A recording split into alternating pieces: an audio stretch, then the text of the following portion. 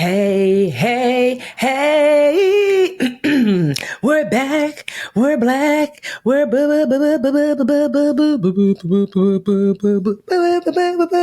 on, Alta. Round. Ambition. Mandra, I feel like we haven't been in this stew together in a little while. How are you? I'm like the Chris Kirkpatrick of this singing duo. Do you know what I mean? Like the NSYNC member doing the least while like you're Justin Timberlake. Oh my gosh. Doing like the whole like dance. I'm just like, bye. Oh man, did I see some flights flickering or am I did I see some lights flickering or am I having a seizure? No, let's hope neither, but it was just okay. All right, it's fine. Everything is fine. How have you been? I've been good. It feels like I haven't seen you in ages. I know. What happened? Oh, my kid was, yes. Oh, God. We've been in Remy started daycare. It was so funny because after the show where I came on, the day that he started daycare, I was effusively happy. You were. Annoyingly so, I'm sure. Giddy AF. And I had people who respond, like, send messages like, we're so happy for you, da-da-da-da-da. And then, what goes up must come down. And that just means daycare germs hit us with a vengeance last week. Poor kiddo. Yeah. So anyway, I lost a week of work productivity. But I think you and I talked, and it's the constant reminder that I'm privileged to be able to just set aside the work and be there with my kiddo. And the one silver lining, and I think a lot of moms with partners might not judge me too harshly for this, but I was like, ooh, when husband got sick too, I said, ooh, childcare. So that's how I was still able to do the podcast. But, 'tis the season. How are you, my little daisy? I know I'm wearing this cute little daisy. I got it from the thrift store. Okay, daisies. I am good. I actually, so I went to Boston because I was taping the Mel Robbins show, which was amazing. She's so great, honestly. She's got great energy. Put me on. I'm so behind. I'm so out the loop. Super nice. It's like, who's Jesus Christ? Mainly, I didn't know this, but she, of course, we mentioned Brown Ambition. She had the number 21 podcast of all podcasts, like in the United States, last year. No. I think last year she was number 5, but as of right now, she's 21 overall. So I was like, oh my God, this is kind of a big deal and whatever. That's like being the number 1 book on Amazon, I feel like. Girl. How there's like a jajillion of them. For her to there's a jajillion podcasts. Yes. But when I was out there, I actually had, so when I go different places, I try to have meetups with my mentees. And so I had a meetup. It was last minute. So 2 mentees who were available, we had dinner at this place. I stayed in this hotel called the Envoy, and they had like a restaurant below. And they were both avid Brown Ambition listeners. So I told them, Marcy and Tomisha, don't get me to say your name wrong. I'm sorry, girl. T and Marcy. Not you having a whole meal with her and still can't get...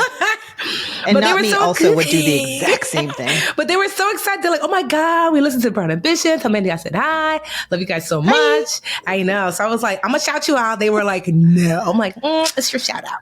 So so that was really awesome. I love that. Yeah. Black women in Boston, let me say, because I've got several Boston. I just don't think of like Boston being the capital for Black America. I don't think it is.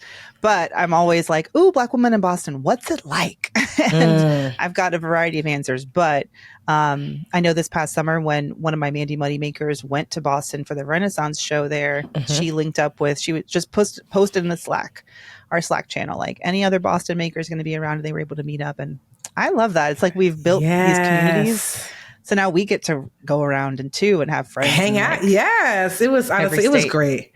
Honestly, we talked about money, talked about businesses. It was just a really great conversation. But I just love that when people are like, it was crazy because I told you I went to Puerto Rico for that ROI conference held by Rachel Rogers. And a woman was like, oh, Brown Ambition? Which I thought always delights me, not Fashionista, but like, oh my God, Brown Ambition, which is always crazy to me because I'm just like, I don't know how many people actually watch us visually. Because I feel like Brown Yeah. Ambition is Well- more like, like, We have a lot of YouTube. We're like a few thousand YouTube subscribers, I think now. So, By the way, I'm like, check us out on YouTube. so I never know, like, oh, okay, you watch. I know you listen, girl, because the girls listen, according to our numbers. I don't know how much longer we're going to get away with that whole Taylor Swift, when she used to get so much shit for being so humble. Like, I can't believe I won my 35th Grammy. Wow, little me. But come on now, we've been in the game for a minute. Yeah, I'd be worried if we weren't known for it. It's true. Speaking of being in the game for a minute, I told you I woke up I couldn't sleep because Remy was up. Again, he was sick. For some reason, I was like, I wonder what I sounded like during the pandemic with the baby. And I went back a few years through our catalog and listened to the episodes before and after that. I'm so grateful that we have this show. It's like a time capsule. And I do think I sounded younger, but I also sounded so tired. I was really struggling with anxiety then. And I was like, oh, I forgot I cried in that episode. Anyway, the show's just been, but what really cracked me up, the show's been so great for so long, but what cracked me up is that this is back when I was editing, before Imani. We hadn't gotten our new podcast partner. I forgot to cut the beginning of the show when I was like, okay, Tiffany, do it again, but get closer to the mic.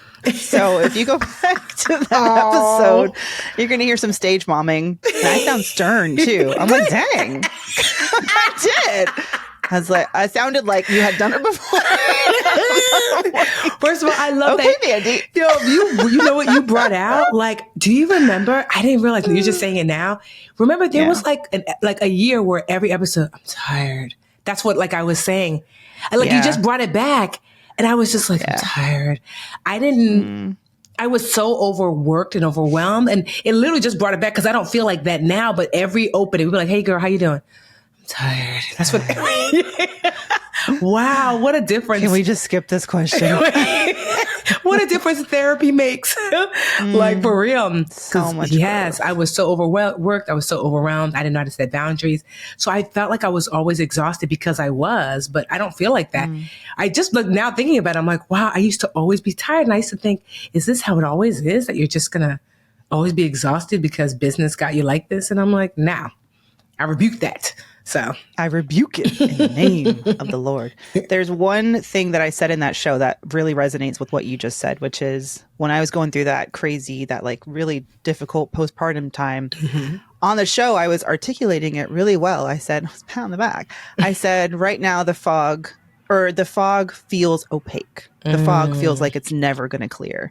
And then a week later, I'm like, the fog, or however long, a couple weeks later, I had started seeing a psychiatrist and my therapist more regularly. And I was like, okay, so now the difference is the fog feels like eventually it will lift. Like I see the other side, which is it just is so indicative of how, when you're in this depressive episode or a anxiety spiral, do you feel like it's going to always be that way? Or can you get yourself to a place where you at least recognize this is a moment in time, it will pass. And once that clicked for me, that helps so much with any kind of, and those anxiety loops those little rides I go on sometimes. Cause I'm never perfectly unanxious. It's always going to come back. There's going to be life. Life's always going to life. Yeah. But what really has carried me through those times is just like, okay, this is not forever. Don't get in that spiral of like, it's never going to end.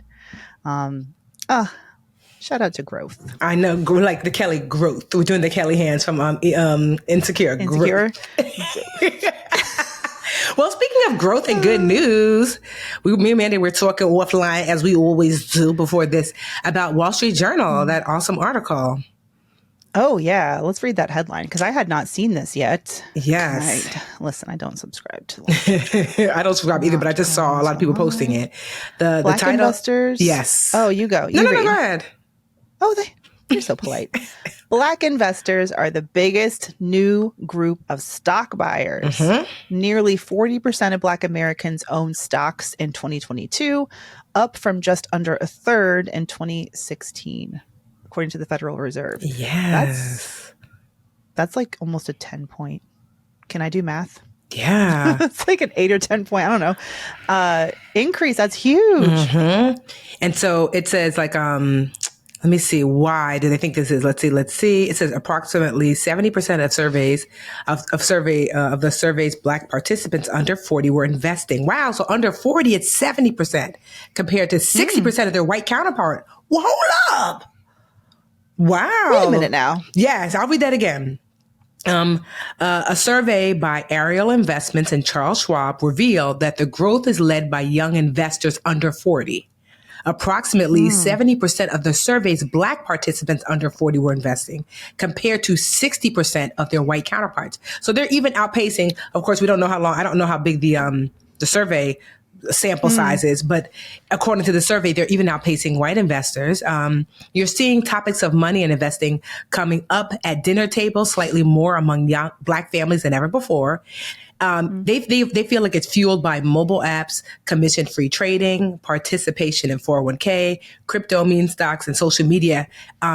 Experts noted young Black investors increase access to financial tools and information. So two things. Yeah. One, look what happens when access is I mean, because, they love to tell you, oh, Black people need to stop buying Jordans or whatever shenanigans. Oh, yeah. Right? Oh, you want to get that weave, girl, but you don't want... the weave can be bought as well as the weave stock. Don't buy the new iPhone. Girl. Buy the Apple stock. Yes. So what happens is that, one, we know that there was a lack of access before, not only to low-cost investing, but also to information. Something in here to me that kind of... I feel like they missed a mark on is that it wasn't just like, oh, there are apps and things like that. Do you understand? We know the people, including ourselves, that have led the charge of access to financial education. But if we're talking about specifically investing during the pandemic, Wall Street Trapper blew up. Earn Your Leisure with Market Mondays, especially Ian Dunlap, the master investor, Terry Ijama of Trade and Travel. She's been on the show, but also for 2 or 3 years straight, she was the #1 course creator on the Teachable platform. Yeah. We both know Tila Holcomb, Dominique Broadway, who was making 8 figures a year teaching investing, especially to Black women. So there is a cadre of Black educators in the space who were literally creating tools, products, resources that help people to navigate what sometimes can be the scary process of investing in the stock market, in the market. Yeah. And so you got to learn from people who were culturally relevant as well as experts in their space. That part is important. I can't nod enough. Girl, right? That culture, right? So I wish that they really leaned into that more in here, that it wasn't just the apps, because the app's been here. It was that there was somebody to explain to you in a way that made sense. This is how you do it. This is how you do it. Give the Black financial influencers their flowers. Yes. Is what I'm saying. Yes. There is this, I remember doing an interview for one of the oldest and crustiest and most highbrow magazines, The Economist. 2 years ago, was it 2021? And it was an article, and the reporter, and I have a background in journalism, y'all know that, so I understand what the angle was. They were trying to do a story on TikTok influencers and is it safe to get your advice from social media? And I was listening to the questions from the writer, and it was clear that she was thinking, oh, this is not good because y'all aren't experts, you're not certified, and da-da-da-da-da. And that is the old school traditional gatekeeping. Oh, but spend a lot of money to get this, what we say is a valid expert, a valid source of information. This certified financial planner, this investment advisor who's going to sell you a bunch of insurance that you don't need. Girl.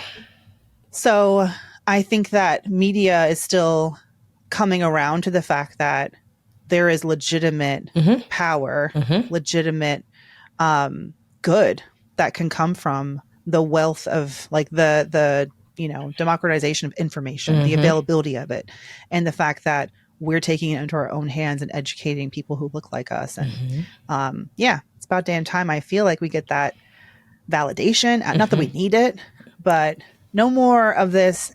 But is it really helpful? Is it really safe?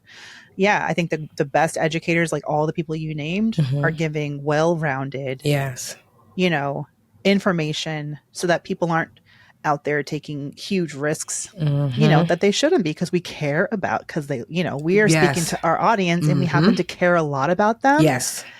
And not doing a bait and switch and not just taking their money and running for the hills and saying, good luck with that. We care. Yeah. And that it's hard to put a price tag or a certification on that. Because like, what's the alternative? Before we were locked out of this space. And so now do I think like certainly discernment still has to be used no matter what.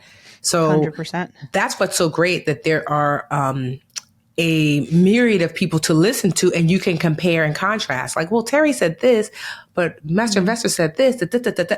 So, you know, what you're finding is a more educated consumer who is asking questions now. Like, well, why should I just get that in the ETF? Well, should I put my money at the marketplace? Because here's the thing. So there is this Black millionaire. His name is Cedric Nash, and he is on the road to make like 1,000 millionaires. And Cedric is just like this awesome guy that I met like at a conference some years back at Earn Your Leisure's Invest Fest. And Cedric is like, I have built wealth for myself to a place where I really don't even have to work anymore. Like tremendous wealth. Not like, there's nothing wrong with a few million like me, but I'm talking about wilt, you know? So Cedric has been teaching these free classes that I've been like, I'm going to be speaking at one of them every Monday. Oh, speaking of which, today's Monday, right? That's right. Every Monday. You have to go. No, but every Monday it's free and awesome.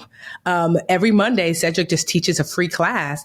Like, what's a budget? I mean, not what's a budget? What's a stock? What's a bond? It's awesome. So the purpose of this wealth challenge, yes, it's 52 weeks long. It doesn't cost anything. And what I love about it is that the purpose is you kind of do this worksheet to see where your net worth is. And by the end, you get to see like my net worth has grown. So he had people who took the challenge last year who are taking it again. They were like, it was so awesome, completely free. Cedric is just like, I want to look around and see other people like me on the private island, on the yacht, you know, if that's what you so desire. And one guy was on there was like, I was able to raise my net worth 147% from before. And it was awesome. So he's back for more. So I say all that to say that, you know, there are people who look like us out here who are wanting what's best and are wanting to share that information so other people have access. Because Cedric is like, you know, my mentors didn't look like me.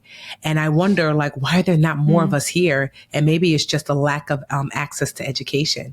And so I just love that there are people out here who are just out here wanting what's best for us. And so, yeah, you don't have to navigate this space by yourself. There's so many financial educators in general, but, you know, more and more, you're seeing more and more financial educators who are focusing on investing in its most traditional sense.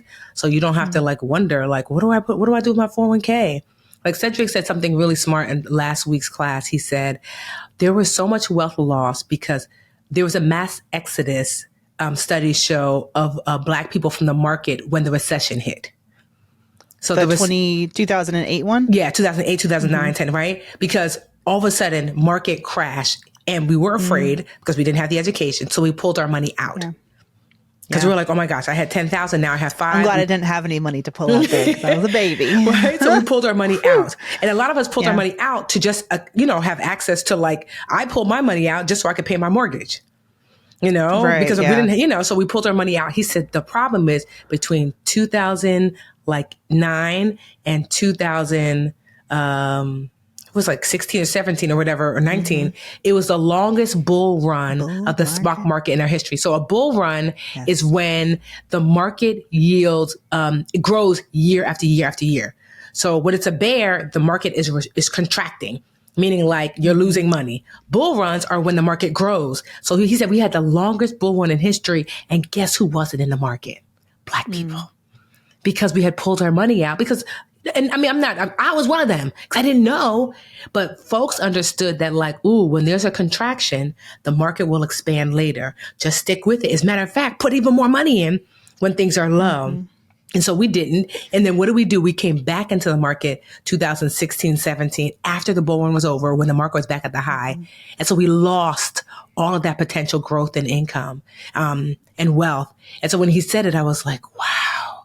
So I'm so glad. But don't you see? Go ahead. Oh, go ahead. No, go ahead.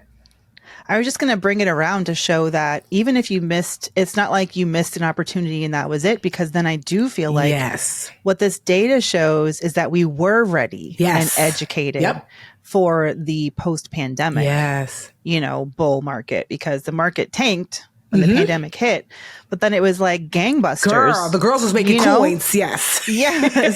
So it was the right. And I think that because a lot of the experts today, like yourself, who experienced that, went through it and can say, okay, now we have we felt that, we know what that's like, and still we're going to do the more intelligent way of investing, the strategic way, and understand that these lulls happen. Yes. But you don't want to miss out on the upside. Yeah. Ooh, it feels so good. There's right? so much time. I know. I just love this. I'm just like, look at us. Like, honestly, Black folks, I'm just, if you're not Black, just come on into the room. You can have some cake too. But like, this is so celebratory, like, look at us. Like, my daddy got his first 401k. See? In the past, I opened it for him, and he recently asked me to check on it, and I was like, "You're up 10%. Look at you." Okay. That's a cute coin. I love that. I'm saying he's 60, so I'm just saying for you late investors, there's no such thing. You have time. Yeah. That's a really good segue though, because today's guest is one of those new. Speaking of the devil, not the devil. Hi, gorgeous. I was just doing a little intro before we take a break, so let me. I'm good. Just one sec. I'm going to do the little intro for the break, and then we'll come right back and introduce you. Okay. Today's guest is someone who I met a couple of years ago and is one of the newer influencers, like you were just saying, Tiff, and specifically is making huge waves and focusing on the Latino, Hispanic market. I hate to say market, Hispanic community, and is just doing extraordinary things. And I think in addition to the strides that we've seen in Black investing, I want to know, how's it looking for all the minorities, for all of us over here who are making up for lost time. So we're going to be joined by Gigi Gonzalez, who has a brand new book out called Cultura Cash, and she is going to be here live in the studio. Not you with your... Look at that. Yeah, hold it up. Let people take a screenshot if they're watching on YouTube. All right, so we'll take a quick break and be right back with our guest, Gigi. I feel like we have to come back and say, hola, mi gentes. Gigi, just so you know, I've got a high school equivalent to Spanish. So although Mandy speaks like she's straight Dominican, but I got my little mi nueva libro nuevo libro. Like, look at me. I'm like, mi nueva libro. I love that you put the black S on the end of gente. She said, mi gentes. Oh my God. It's like Shrimps, Walmart's, Aldi's, right? The black S.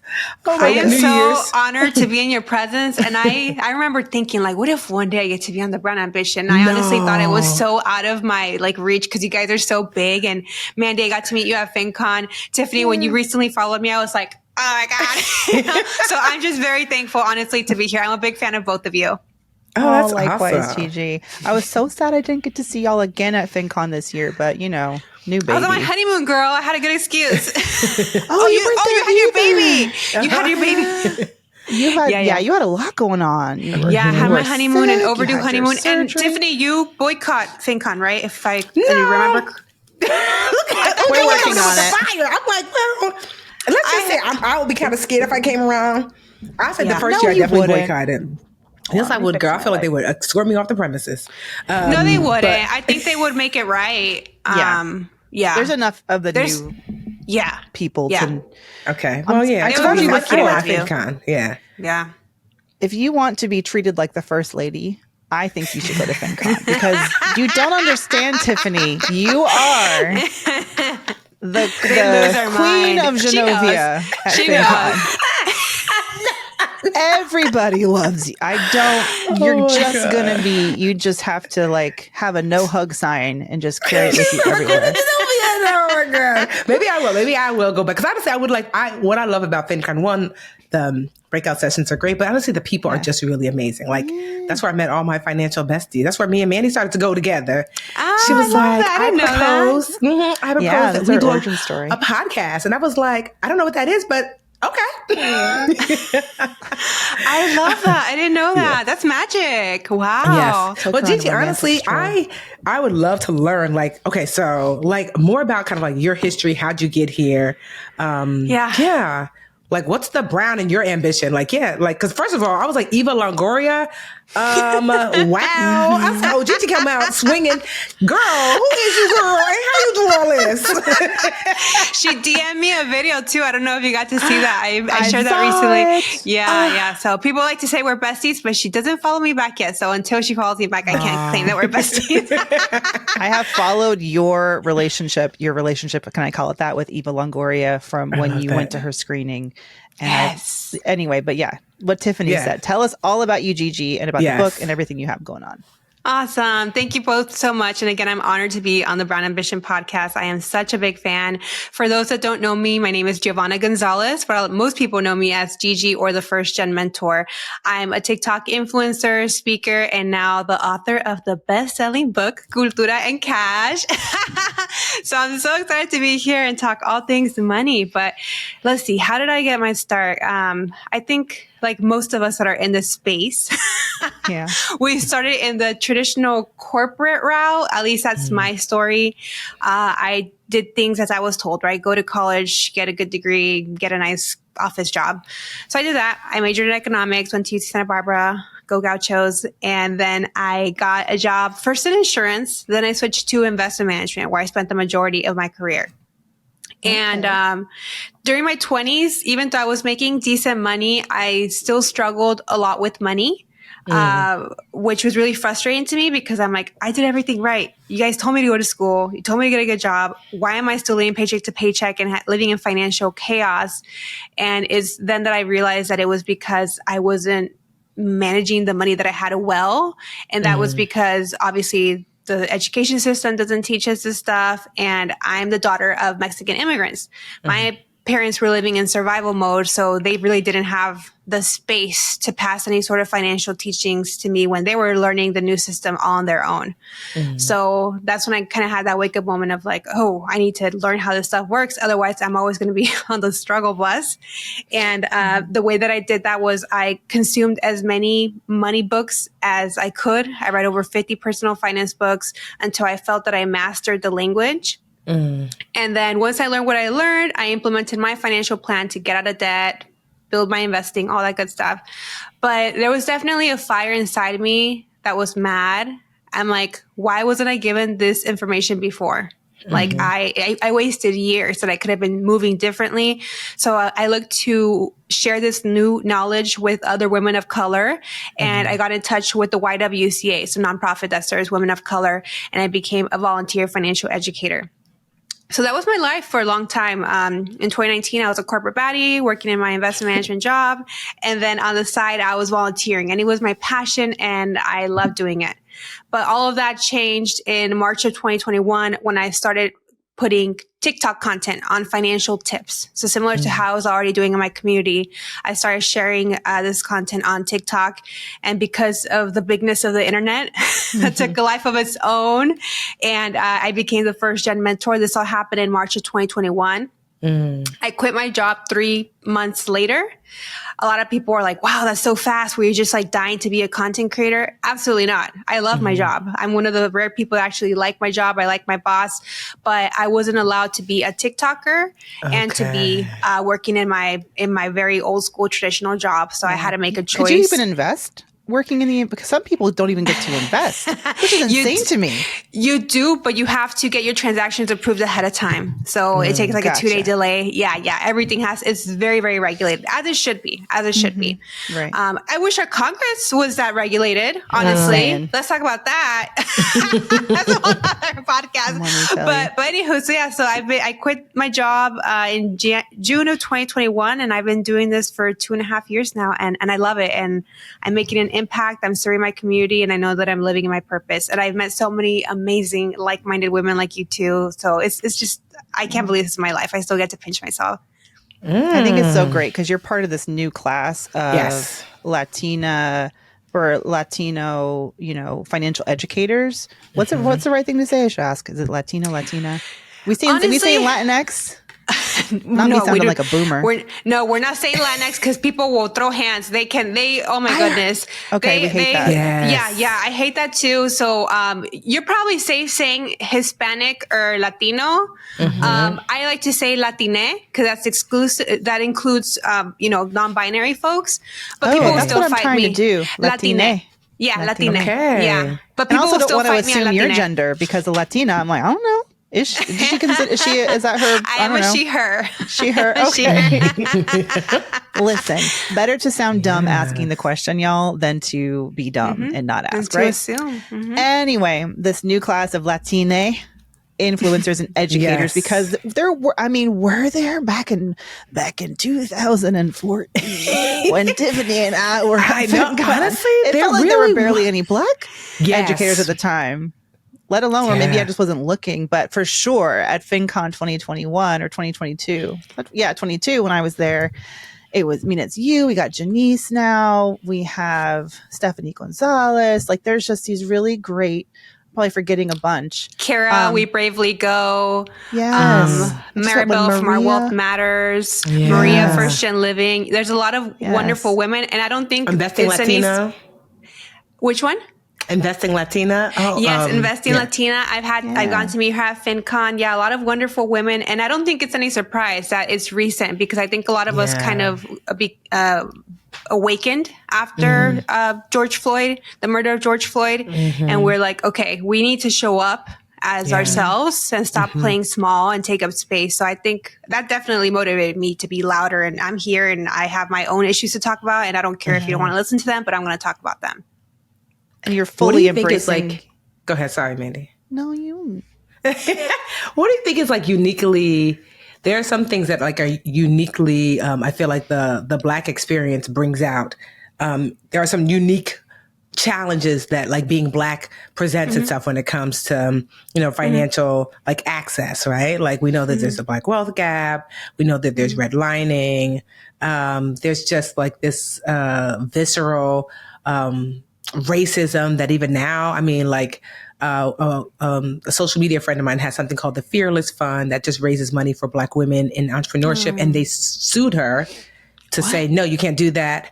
And so there's just this like campaign against Black people getting ahead. But I love that Cultura Cash, because this is uniquely... Let's work on it, Tiffany. Cultura. Okay, let's do Cultura. Cultura. Cool, like cool. Oh, cool. Okay, Cultura. Yeah, there you go. Okay, Cultura. Meanwhile, my niece Mimi, I didn't even tell you this, Mandy. So I have two nieces, but one of them goes to a school that is like, I want to say like 60 or 70% Latine, right? And so all her friends, like her best friend, I forget her little best friend's name. So anyway, she told her mother, my niece is 6. She said, "Ooh, mommy, for my birthday, I want to go to DR." I was like, where is DR? She's like, Dominican Republic. Right? I was like, what you know about Dominican? She's like, her best friend, she's like, that's where she's from. And she said, so it's beautiful. Because I just came back from Puerto Rico. So she was like, nice. Girl, the girls be going out. I want to go too. And I love that because her accent, because like when she starts and says certain Spanish words, it's so on point because at school, like she's only hearing it the correct way. So anyway, I just thought that was like so delightful. I'm like, not DR at 6, girl. She knows what she wants. Wait till she finds the internet. Right. But I just like you wrote this book, Cultura Cash. And like, so what unique experiences, do you recognize as being a Latina yourself that you bring to the table when it comes to personal finance? Like, why should there be? Because somebody might say like, well, why is it Black when you guys why are you guys talking about Latina? Why gay or LGBT? Like, but what is it? Like, what are some of the challenges? They're like, no, this is unique to this community. It needs to be like highlighted. Yeah. And honestly, that's why I respect both of you for going the traditional publishing route, because I know you guys had a fight for your book. I did not have that fight in me. I have fights for other people in other ways, but I just did not want to have to fight a white publishing house on why this book was needed. So this is why I went hybrid publishing. And thank goodness for the TikTok Latinx Creative Grant that allowed me to do that. It gave me the funding to be able to hire a hybrid publisher because it's not cheap. But yeah, there's a lot of unique issues in the first gen money experience. And for anybody that isn't familiar with that term, first gen is typically the first to be born in America, the first to maybe they immigrated here with their parents as children. So really all they know is the American way of life, but they still have strong cultural ties to their immigrant roots. So for me, for example, I'm the daughter of Mexican immigrants. My parents immigrated here in the 90s. I believe you're first gen. Tiffany, are you first gen? You are, right? Yeah. Nigerian. Nigerian, right? Yeah. Yeah. So there's a lot of unique challenges that come with being a first generation wealth builder. First, I like to point out that we have a different starting line than a lot of our middle class white peers. And that's because we don't get access to financial education at home because, like I mentioned, our parents are just immigrants in a new country, trying to learn a new language, experiencing racism, trying to get by on these low income jobs. They do not have the space to master the financial system and then pass on those teachings to their children, where a lot of white middle class Americans, maybe they do learn the basics about, hey, this is a checking account. Hey, you should probably avoid debt. We don't ever hear any of those money conversations at home. If anything, money talk is very taboo. In our culture, there's a phrase that's very popular, no se habla de dinero. We don't talk about money. Like, no, that's rude. And I know that we're not the only culture that experiences it, but it's definitely very prevalent in the Hispanic, Latino, Latinx community. As well as we are not on the receiving end of generational wealth because our parents came here with nothing. They came here for the opportunity for us to have more. And that's what we're doing by getting college educations and professional jobs. But, a lot of our white middle class peers, they do have this advantage of having some level of generational wealth. And I point this out because I used to think it was only the 1%ers that got to benefit from this stuff. But I learned through research that no, it's also, your typical white middle class American that's been here a couple generations. Maybe the grandparents, their great grandparents are the ones who immigrated to this country. The more entrenched you are in the U.S. financial system because you've been living longer, you will pass on those financial teachings to family, right? And pass on generational wealth to help pay for college. Or if Grandma Gertrude kicks a bucket, you might get a little windfall, a little inheritance. Yeah, I love saying that one. And it's in the book too. We don't, that's a completely different experience from what's going to happen with me when my nana, that's what I call her. I dread the day she dies because not only will we lose the matriarch of our family, but we will also be expected to pitch in to help cover burial costs and any other sort of expenses that come up. And again, that's very different from white middle class America that gets some sort of small inheritance. And then lastly, a lot of us, because our parents come from immigrant roots and they didn't have the ability to save for the future, for retirement or anything like that, we have additional financial responsibilities similar to the Black community with the Black tax, which I'm sure you talk about a lot. For us, we're so family oriented, so we can't just turn our back on our people. Yeah. So we want to give, but we also can't give to the point where we don't have nothing left for ourselves at the end of the day. So that's a big focus of the book.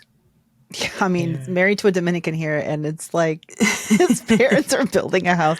Now they're renovating their house in DR, and they had a washer dryer delivered to our house because then they have to ship it to DR. And somehow that's cheaper than just buying a washer dryer on the island. I guess you can't. Yeah. Anyway, and I was like, okay, cool, And then my husband's like, yes, we're paying for that washer dryer. Yeah. And I was like, pero qué? Like, yeah, that's what's expected. Yeah. I've had to like factor that into our budget. But that being said, like they have been generous with us in the past with like helping a little bit with our wedding. And like, I mean, his dad, like, just like you said, he's first generation and his dad came here and worked several jobs before finally scrounging up enough money to like buy a grocery store in the Bronx. Wow. And and he never saw his kids because he worked up until last year. The man was still working till 11 p.m. Not there on Christmas, not there on, Anyway, and I have, with marrying my husband, sort of also married into that mindset of they brought themselves here. They made it possible for my husband to, create the American dream that he has and to pay it forward. Yeah. But my little gringa heart was a little bit like, but that's my money. Yeah. I know. But that's how it is. And I mean, honestly, so much of my parents' money went back home, like to Nigeria because there's just not the access. And so, I paid off my parents' house. When my husband was still here, I was like, just so you know, ideas, Tiffany. Love to pay off their house. He was down for it because his father wasn't in his life. His mother had passed away. But that's just the expectation is that you are going to help. Like even now I've got, WhatsApp, our foreigners love WhatsApp. Hey, cousin. I'm like, who is this? Everybody want a coin in WhatsApp. That's certainly something like first gen. And I wonder too, because when I taught in Newark, I had a lot of Hispanic young children and their parents spoke mostly Spanish, a little bit of English, but mostly Spanish.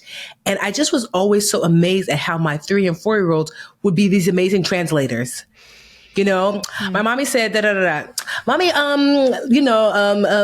escuela es close to more. And I'm like looking back and forth like, meanwhile, Gino, I told you to tie your shoe. But you over here like a UN translator because these kids are so smart. And so I wonder did that also play a role because financial education is not often translated like in a way that is culturally relevant, you know, like whether it's the language itself or just even in a meaningful way. Yeah, absolutely. And you very much spoke to me. I was that child. And a lot of my audiences translating at parent-teacher conferences or translating at doctor appointments or even translating tax documents that come in the mail that the parents are like, what is this? It looks important. And then you're just like a 10-year-old. You don't know what it means, but you speak some English. Of Internal Revenue Service. Yeah. So a lot of us have been parentified in that way. I'm fortunate that maybe I need to do more deeper dive into my inner child, but I don't remember any bad memories from that. But I know a lot of people in my community do of having to deliver bad health news at the doctor, right? So it's tough. It's tough for a kid, and yeah, that's been for a lot of us. It's a collective experience that we experience. But on top of that, you know, with us having to be translators, sometimes that look like us being translators at the bank too, right? So that often leads to our community, specifically our elders, being unbanked or underbanked because they don't trust the banks because they don't have enough bilingual speakers that can help them in the language that they feel most comfortable in. They can't even offer a translation line, which when I used to work at Progressive Insurance, we at least had that. It was better than nothing.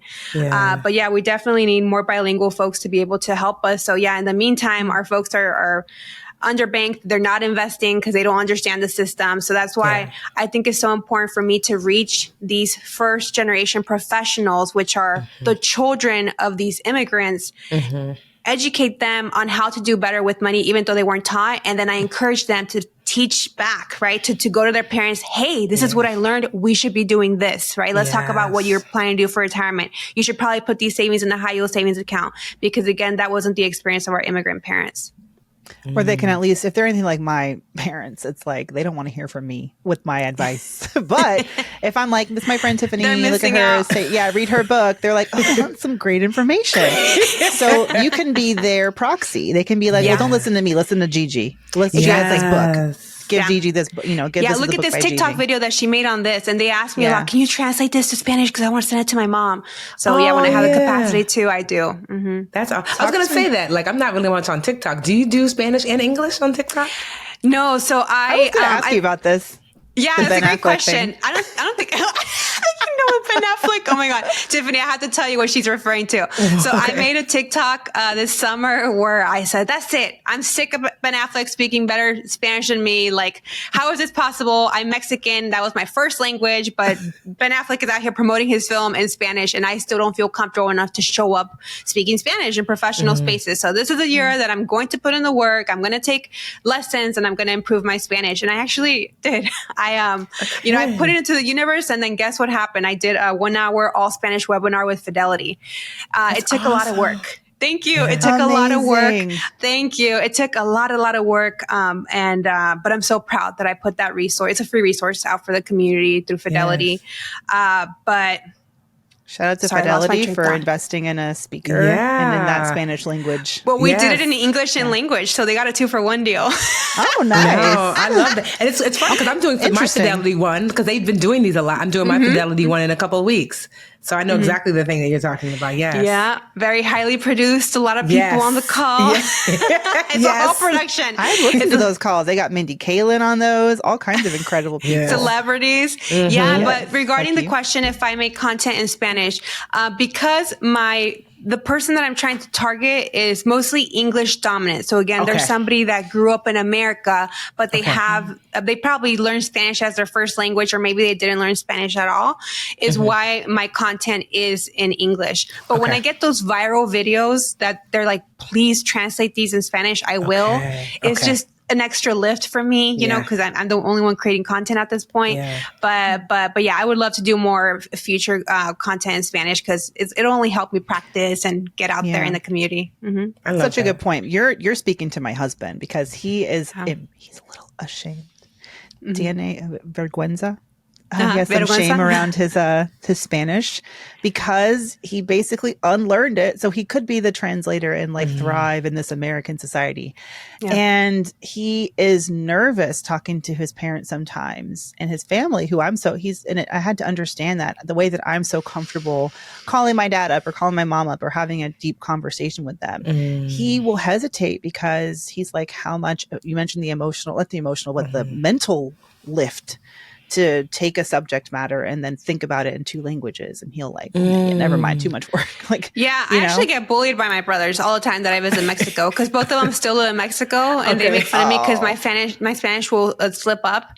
But not only that, not only did we have to get used bullying you. Jeez, they're a bunch of brats. They're brats. Yeah, we're not. Yeah, let's not even. Oh my god, if you knew, girl, if you knew the stories, like, I'll DM you later. Another show. I'll DM you later. But let's see. But sorry, I lost my train of thought. No, you're Spanish. You were saying that, like, you know, like heavy lift. Yeah. Spanish. Avoiding conversations. Yeah. Well, the thing is, not only is it hard because we assimilated and became English dominant by being in this country and doing all our education and working in all English spaces, but on top of that, financial literacy is a new language of itself, right? So there's all these terms, that we have to learn. For the Fidelity webinar, for example, I had to learn all these terms, financial literacy terms in Spanish that even my family doesn't know because they're not financially literate in Spanish.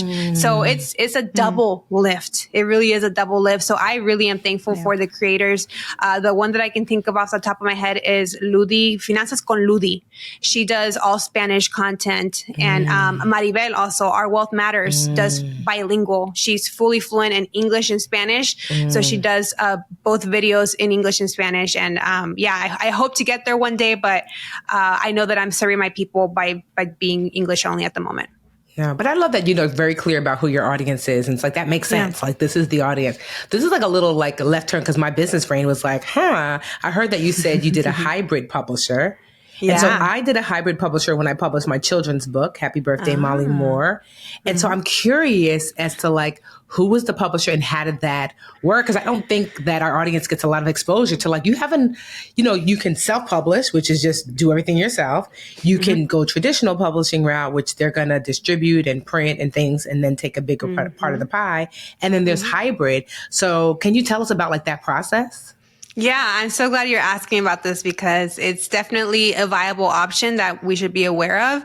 And to be frank, when I first heard of it, I was like, no, because the way hybrid publishing works is you pay them to publish your book and they still get to keep typically 30% royalties. So they still get a cut. And I'm like, how does that work, right? That doesn't make sense that I'm paying you and you still get to keep a cut. But it's the way that they have skin in the game, right? So that they truly care about the production quality of the book. And the reason I decided to do hybrid publishing, and I did it with Greenleaf Book Group, was because of my book coach. My book coach, shout out to Stacey Ennis. She's wonderful. And she's the one that when I first started working with her, I was planning to self-publish. And the more that we worked together and she learned about my goal and my business, she said, you know what? I think you might be a better candidate for hybrid publishing. So she told me why. And she said, you know what? You're really busy with your business. You really don't have the time to be vetting all these publishing professionals that you're going to need to self-publish. All these different types of editors, the cover designer, the formatter. I mean, unless you have those contacts, good for you, then please self-publish, right? But I didn't. And I didn't want to put in the time because I'm still growing my business. So because I had the support of the TikTok Latinx Creative Grant, I was able to cover a lot of those costs. It was a $50,000 grant. So at first, just to start my hybrid publisher, I believe it was $35,000, a nice chunk of change. And then I've added additional services. I've added the audiobook, the hardcover. I think we're probably at $50,000 right now for production costs. Yeah, it's a lot. As a grant, that's tax-free, right? Yeah, because it went straight to expenses. Oh, we like that. Okay. But did the grant come before the book idea, or did you have to have the book idea to get the grant? The book idea has been in my mind since December of 2020. Yeah. So again, post George Floyd and kind of seeing there needs to be diverse voices in money. That was before I was even a TikToker. I was a nobody when I first thought of this idea of like, ooh, let's do a personal finance book from the lens of the first gen experience. And then TikTok came surprisingly 3 months later. So TikTok came. I know. It's like it's magic, right? It's a universe. Who get shit done. Yes. Thank you. Well, you know what's funny is I actually started writing the book in December of 2020. And I say starting because I didn't even have an outline. You both are authors, so you know how it goes. Like you have to have a writing plan. I didn't do any of that. I was just blah, blah, blah, blah, blah. So now I know that I wasn't really starting anything. But when TikTok popped off, you were doing something. Kind of. It wasn't going to I was believing in yourself. Now I know I was going to get stuck because I had no blueprint, right? Now I know that you very much need an outline to keep you focused and a writing plan and a routine, because otherwise you would just not get the manuscript done. Girl. Yeah, you both know. Yeah. So, and then TikTok popped off in March of 2021. And I slowly started introducing my audience to the idea of, ooh, like, I want to write this book. Would you guys be interested? And they're like, yes, we need it. But I couldn't write it because I was just starting my business. I had to build a solid financial foundation. The opportunity for the grant came up in April of 2022, a year later. So with that funding, that's when I was able to kind of take a step back in my business and be able to handle those publishing costs and go into a writing cave. I've been turning down a lot of speaking work and stepping back in my business to be able to give the energy that I needed to writing. Yeah, that's the hard part when you're doing it, because there's like, you have to, it's like the bow of an arrow. You got to pull the bow back, like go back. And sometimes it means less money, less opportunity, temporarily while you focus. FOMO. Can we talk about the FOMO? Are you experiencing the FOMO right now, Mandy? I mean, I'm a mom, so like half my life is FOMO.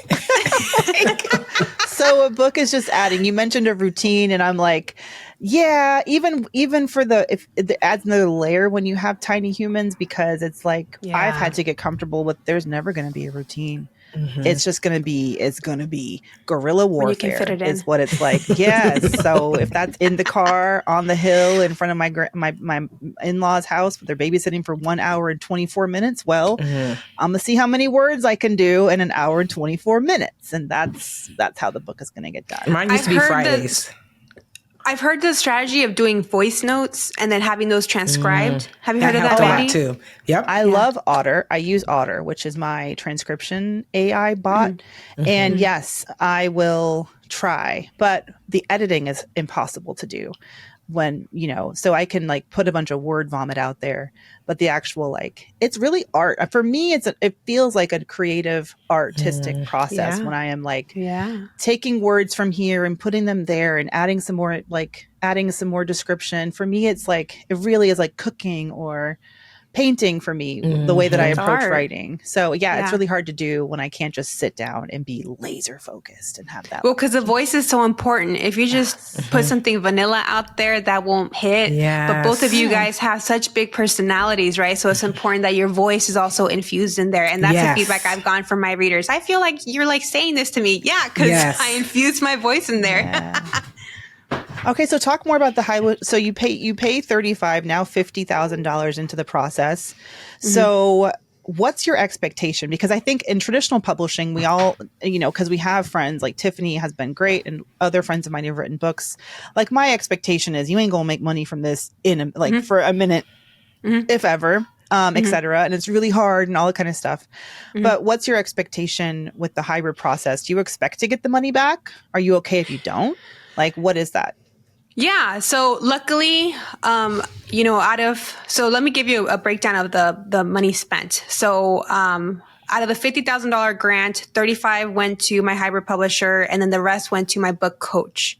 So out of my own pocket, I have probably spent $30,000 on the book marketing. I had a book launch party, and other efforts and additional add-ons that I've done with the publisher. Right. So, Am I worried about those $50,000 that I got for free? No, right? There were a grant. It'd be great to get them back, but really, I really would love those 30,000 back. And I'm more than comfortable. I will, because my strategy is not to get the money back through book sales, because we all know, well, unless you're a New York Times best-selling author like Tiffany over and over again, then yes, you will make that money. But the rest of us, we typically don't make money off book sales. So we have to think of how are we going to use this clout that we're getting as authors to monetize.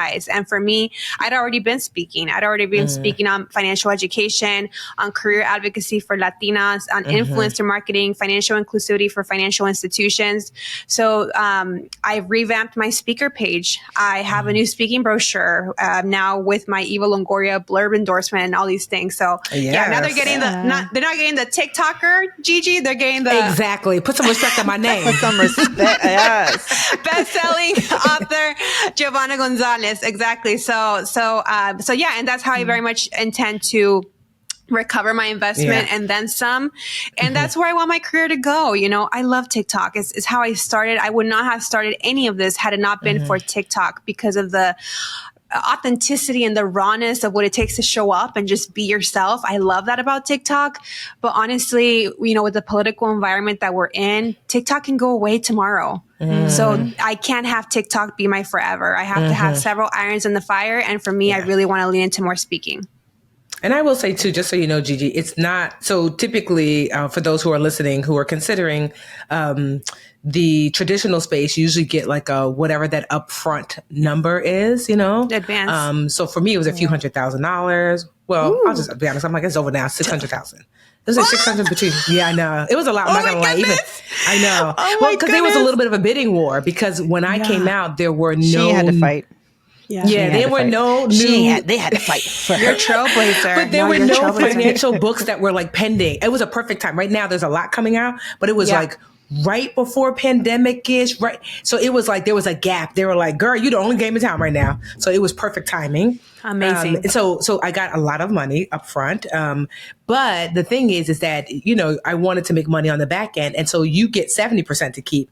I only get 15%. That's typical of the space. And then you have to pay back the 600,000. Now, here's the thing. Let's just say they gave me the money and I didn't sell no books. I still get to keep the 600,000. Right. You know? And it's not like the record business where he's like, no, you owe it. No matter what, you got to pay it. It's just kind of like, yes, it's kind of just like, we hope we get it back. And so it took me 2 years, and some people never pay it back, but it took me about 2 years to pay back through book sales, the 600,000. And just so we're clear, I didn't even realize this. I have to pay it back in the 15% increments. So yes, so here's blew my mind. I was like, oh yes. Damn. So let's just say I sell my book and it's $1. So normally my take of that dollar is 15 cents for every dollar that I sell.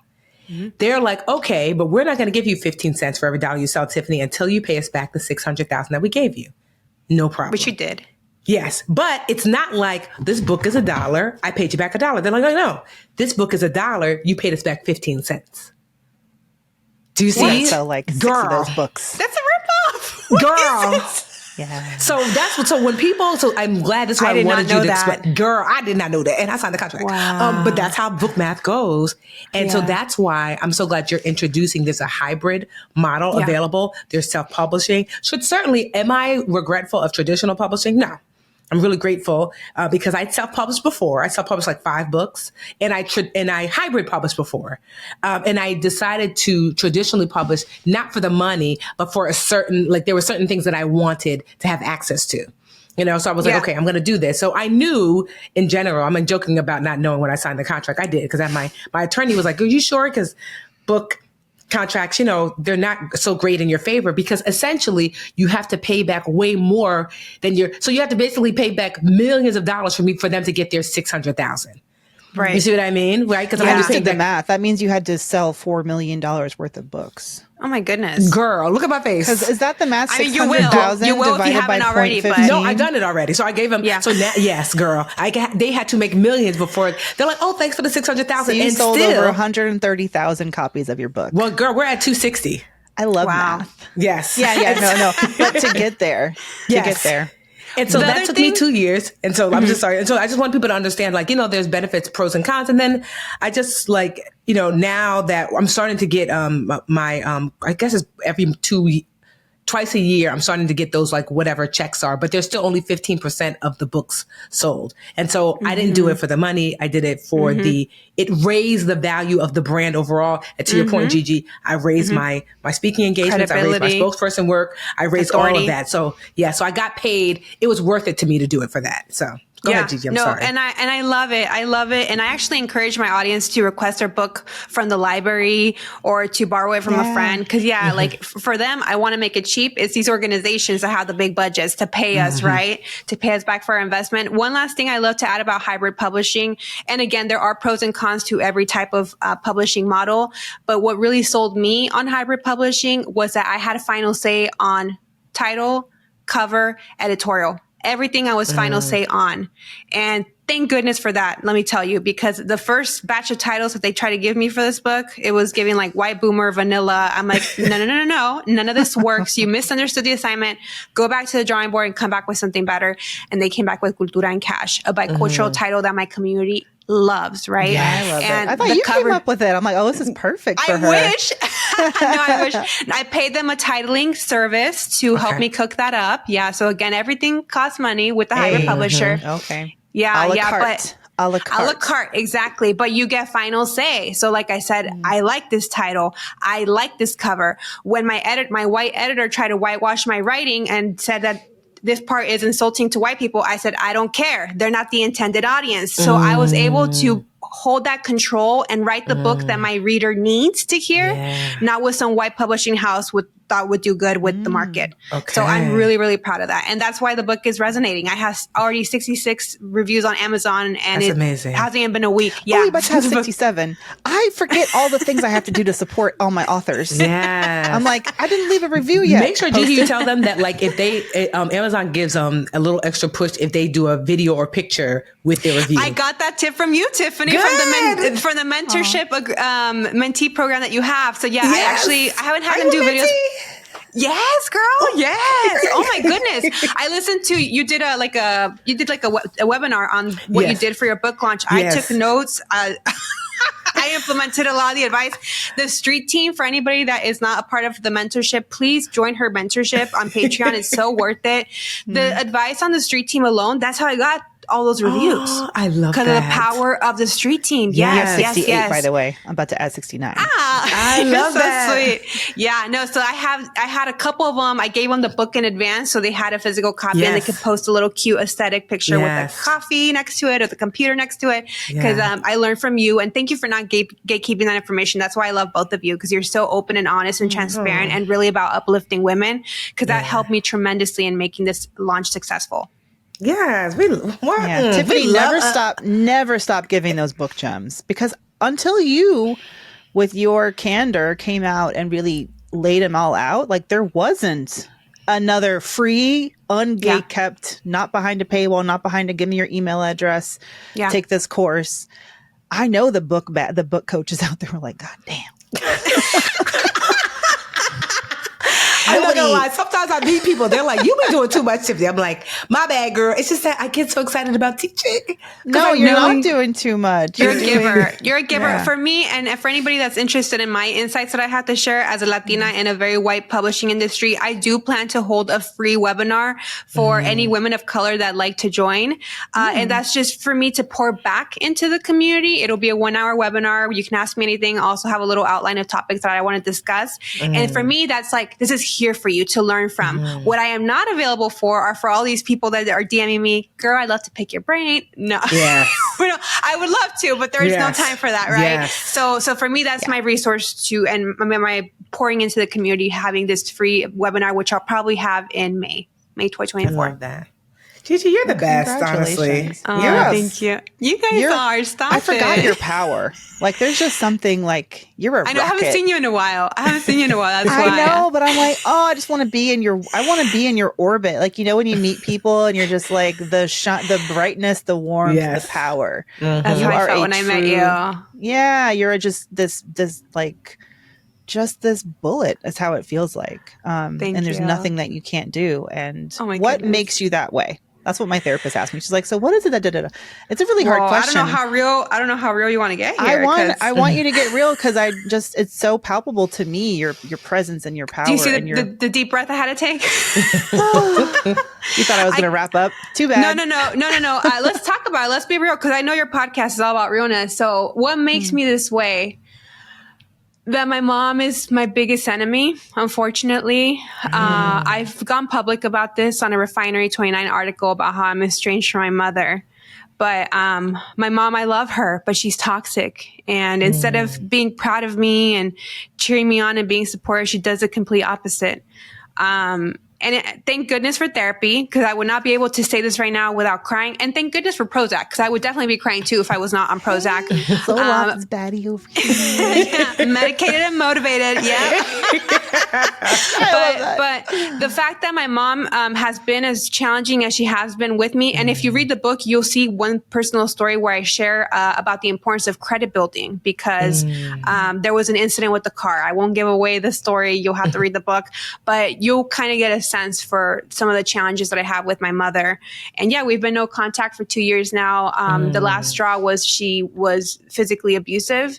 And I'm just like, I can tolerate the verbal abuse, the condescending, everything, the criticism, the judgment, but physical abuse is just something that I will never tolerate from anybody, even if it's my own mother. Yeah. So that's what, honestly, like, that's what makes me strong. Cause it's funny when I get haters in my TikTok comment section, people are like, Gigi, how does it not affect you? Like, and I actually enjoy doing the clapbacks. That's like the unhealed part of me. Honestly, I do. I'm not going to lie. People are like, don't waste your energy. I'm like, sometimes I like to waste my energy this way. Like, let me create space for that pettiness. She said, cause I'm the one and the two. We want to choose violence sometimes, y'all. I got time to be petty. So yeah, don't think that I'm not going to respond back. Yeah, if I have time, I will.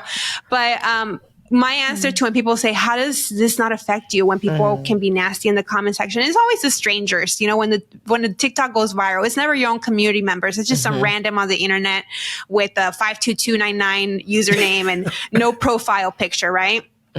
And I say, nothing that these people can say is worse than what my own mother has already said to me. So I'm sorry it kind of got dark at the end. I hope we can end on a positive note. Real. But that's the realness, honestly. You are the positive note. Yes. Aw, you're so sweet. Because look how you reflect joy, despite, you cannot go through life without challenges. That's just not how, Yeah. And my therapist always shares that trauma is when something happened that should not have, or something should have happened and it didn't. And so we all have trauma that we navigate, and look at the light you are, as a result of, or despite that trauma. So we're just so grateful that you are here. You show up fully, because you're here, you're going to have a bunch of daughters, right? When someone comes to me and they're like, oh my God, Tiffany, I started like Berna. I love Berna. Hey, Berna. Yeah. Uh-huh. She's like, oh my God, Tiffany. I'm like, oh, that's so. I'm like, that's my daughter. I love that though. Cause she's like, because if you know Berna, you think I'm crazy. Berna is nuts, and I love it. No, I know her. Yeah, we've met. So Berna, she's like, I didn't know that I could be my full, silly, crazy self online. And then one day, Tiffany, I saw you. I was like, wait a minute. I recognize crazy. I could be crazy too. And so I love she that. Took it to another level. Yeah, she does. I was like, Tiffany exposure? My Tiffany? Never twerked on the internet. Okay, you do you. No, but I love it. Yes. I love it because some people need to see Berna twerking on the internet to pay attention. Otherwise they won't. People. Yeah, exactly. But you, as a result of you showing up fully as yourself, honest, somebody is like nodding, like, oh my gosh, that's my dad, or that's my brother, or that's my whatever. It's going to be like, wait, so I can show up fully and wonderfully and with joy and beauty while also navigating this difficult family relationship. estrangement. So, yes. It's so we taboo thank you for to that talk honesty. About. Yes. Yeah. And, I would also like to acknowledge that, thank God I have an amazing father. My father's like my best friend. So at least I feel that I have some sort of parental support. Yeah. I also have an amazing grandmother and my aunt. And I actually dedicated the book to both these women because I wouldn't be who I am without them. So I have other family that I can lean on for support. But yeah, the Eva Longoria endorsement that we talked about earlier, that's something that my mom knows more than anybody. Now I am going to cry. My mom knows more than anybody how much that means to me, because we used to watch Desperate Housewives together. And the fact that can I cuss here? Yeah, girl, go ahead. The fact that I can't share this win with her toxic ass, it hurts, but I'm learning to celebrate myself. So I'll show you this ring. If for anybody that's watching visually, I went to Tiffany when I got the news and I bought myself a very expensive Tiffany ring. It's an everyday piece of jewelry. So now I don't need my mom's validation. I have my own validation that I treated myself to, as well as the launch party. Most people don't make to spend on the launch party, but I said, because of the challenges that I've been through in my life and recent health issues that I've had, it's important for me to take the time to pause and celebrate this big milestone. And it was one of the happiest days of my life. It was last Monday, and I had people fly in from like 5 different states. There was about 60 people at a Mexican restaurant. It was such a good time. I told you my life is FOMO. I wish I could have been there. I know. Gigi, where do you live? I'm in Chicago based. And Mandy, you were invited, but I don't think you can make it. And I know you had the babies. No, I definitely was invited, and I knew. And I would, if I had said yes, I would have had to disappoint you because my son, of course, got sick. But I know it's hard with the kiddos. Well, next time I come to Chicago, because my sister lives in Deerfield, so I go a few times a year to Chicago. Well, Tiffany, the reason I signed, because I was already a mentee in your Patreon, but I was a month to month. And then when you started saying if you sign up for the annual, you'll get first dibs for when I come to your city, I like immediately signed up for the annual membership. So I'm waiting for you to come to Chicago. Yeah, we're going to come back. I'm going to definitely, for sure, because like I said, I go visit her a few times a year. So next time I come, we're going to have, because we have such a good time at those dinners. So yeah, I can't wait to meet everybody, all like-minded women, and to meet you. That'd be amazing. Yes. Oh, well, thank you for coming, Gigi. Is there anything, like, where can people buy the book? Where can they connect with you? Yeah, you're so sweet. And thank you again for having me on. The book is available on all major online retailers, Amazon, Barnes & Noble, bookshop.org, which supports independent bookstores. You can also request a book from the library to access it for free, or from your local bookstore to support a small business owner. It is available to order through what's called Ingram Sparks. You don't have to memorize that. Just say, hey, I want this book. Can you stock it?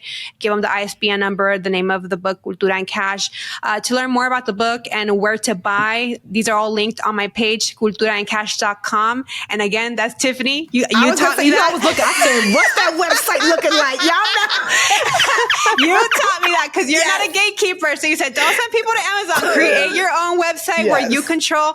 Yeah. So if you go to culturaandcash.com, you will see all those online retailers linked, as well as some fun freebies and the blurb from Eva and all these other wonderful women, including Mandy, who let me cloud chase off them so that I could get my book out into this community.